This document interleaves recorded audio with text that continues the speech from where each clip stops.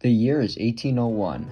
The Democratic-Republican Party has just defeated the Federalists in the election of 1800 and now have control of Congress and the White House. Shortly before the transfer of power, President John Adams wrote dozens of Federalist-leaning judge appointments to ensure some power stayed with the Federalists after the transition. Most of these appointments were passed by the Senate, but they required their commissions to be delivered by the Secretary of State, many of which weren't able to be delivered until after the transfer of power, when the new president, Thomas Jefferson, ordered Secretary of State James Madison to not deliver the remaining commissions. One such appointee whose commission wasn't delivered was named William Marbury. Marbury became furious when he found out his commission wasn't delivered, and thus petitioned the U.S. Supreme Court for a writ of mandamus. 3 other appointees joined Marbury in his petition, and soon on February 10th, the Supreme Court convened to hear the case. This case became known as Marbury v. Madison, and it would shape the U.S. judicial system to become what it is today.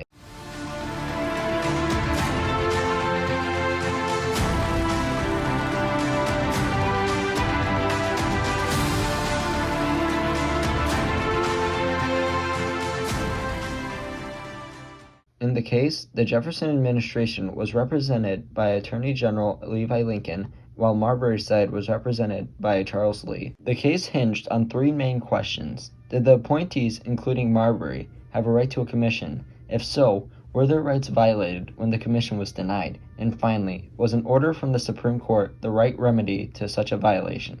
At the time of this case, the main purpose of the Supreme Court was unclear, and if the court ruled in favor of Marbury, then it would be possible that Jefferson could simply ignore the order, which would severely weaken the court. This meant that the case was instrumental in defining for what role the Supreme Court would play in the future of U.S. government. And here's the decision. The Supreme Court found that Marbury's rights were violated when he was denied a commission, and that he did have a right to sue for it. However, the court decided that it could not order the Jefferson administration to deliver the commission, as Marbury bringing his claim to the Supreme Court was unconstitutional on its own. The reason behind this decision was because an order such as this would have required the court to expand its jurisdiction past what Article 3, Section 2 of the Constitution allowed.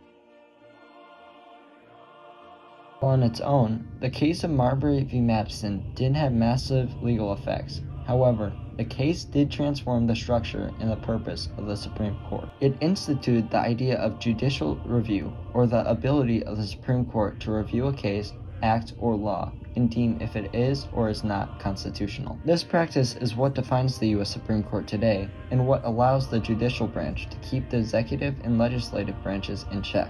In Chief Justice John Marshall's own words, "It is emphatically the province and duty of the judicial department to say what the law is." Hey guys, I hope you enjoyed this video. I plan to make other Supreme Court decision videos in the future, so if you have any ideas of a case for me to review, then let me know. And if you enjoy content such as this, then consider subscribing, as I make videos such as this on a weekly basis. Have a great day guys, and see ya.